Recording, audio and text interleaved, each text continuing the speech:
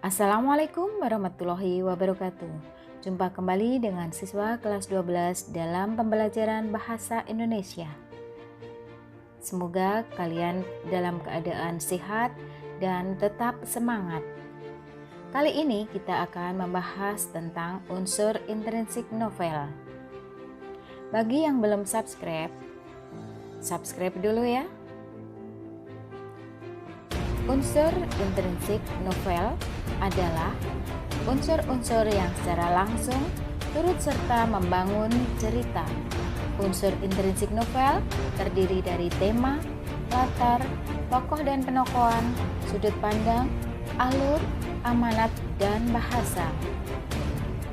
Unsur pertama, tema. Tema adalah dasar cerita atau gagasan dasar umum sebuah karya novel. Pembaca akan dapat mengetahui tema sebuah novel setelah membaca novel hingga selesai.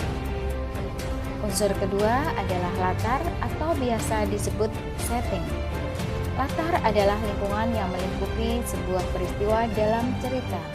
Latar terbagi menjadi latar tempat, latar waktu, dan latar suasana berlangsungnya cerita.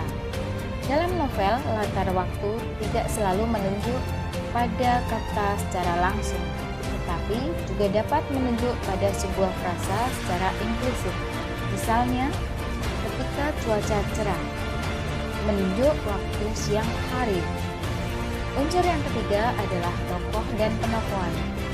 Tokoh menunjuk pada pelaku cerita, sedangkan watak atau perwatakan atau yang sering disebut karakter menunjuk pada sifat dan sikap tokoh yang ditafsirkan pembaca, yaitu lebih pada kualitas pribadi seorang tokoh. Sementara penokohan menunjuk pada bagaimana pelukisan watak tokoh dalam cerita sehingga sanggup memberikan gambaran yang jelas kepada pembaca. Berdasarkan peran tokoh dalam pengembangan plot, tokoh dibedakan menjadi tokoh utama dan tokoh tambahan. Tokoh utama penceritaannya dalam novel ditampilkan secara terus-menerus hingga terasa mendominasi sebagian besar cerita. Ia merupakan tokoh yang paling banyak diceritakan, baik sebagai pelaku kejadian maupun yang dikenai kejadian. Tokoh tambahan yaitu tokoh yang hanya dimunculkan sekali atau beberapa kali saja dalam porsi penceritaan yang relatif pendek. Berdasarkan fungsi penampilan tokoh dibedakan menjadi tokoh protagonis, yaitu tokoh yang kita kagumi. Secara populer disebut tokoh hero, tokoh yang merupakan pengejawantahan norma-norma, nilai-nilai yang ideal bagi kita. Tokoh protagonis menampilkan sesuatu yang sesuai dengan pandangan dan harapan pembaca. Tokoh antagonis yaitu tokoh penyebab terjadinya konflik. Tokoh ini beroposisi dengan tokoh protagonis. Tokoh protagonis yaitu tokoh penengah antara tokoh protagonis dan tokoh antagonis. Ada dua teknik pelukisan tokoh dalam novel, yaitu teknik analisis. Teknik analisis merupakan pelukisan tokoh cerita dengan memberikan deskripsi, uraian, atau penjelasan secara langsung disertai deskripsi dirinya yang berupa sikap, sifat, watak, tingkah laku, atau bahkan ciri fisik dengan menunjuk sifat-sifat tokoh. Teknik dramatik, pengarang tidak mendeskripsikan secara eksplisit sifat dan sikap serta tingkah laku tokoh. Para tokoh cerita menunjukkan dirinya melalui berbagai aktivitas yang dilakukan baik secara verbal maupun lewat tindakan, tingkah laku, dan peristiwa yang terjadi. Dalam teknik ini, pelukisan sifat dan sikap tokoh dilakukan secara tidak langsung, sehingga menuntut pembaca untuk teliti dan kritis dalam membaca. Dalam teknik dramatik, penggambaran tokoh antara lain dengan teknik percakapan tokoh, yaitu menggambarkan sifat tokoh dari bahasa atau kata-kata yang digunakan antar tokoh.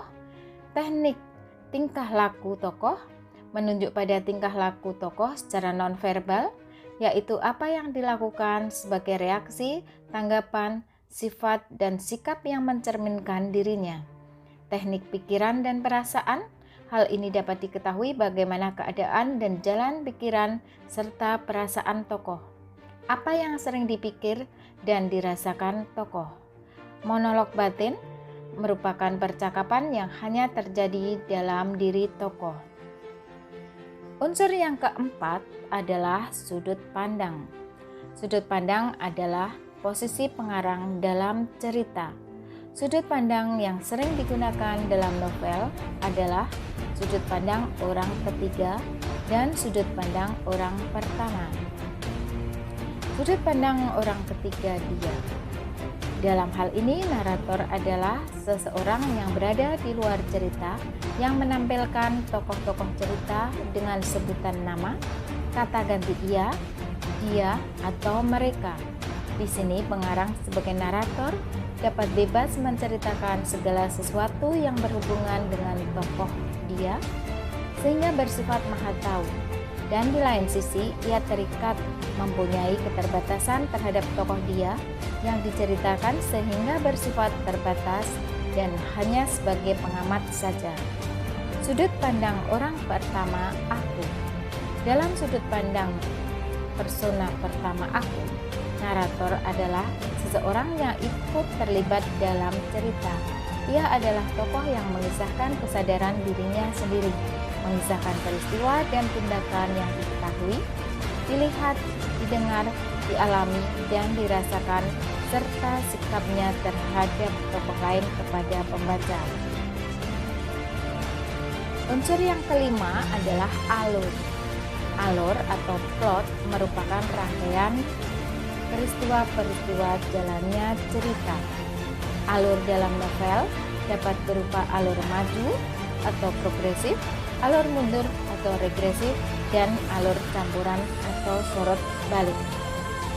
Urutan alur dalam novel adalah perkenalan, konflik atau pertikaian, perumitan, klimaks atau puncak masalah, pelarian atau antiklimaks, dan penyelesaian.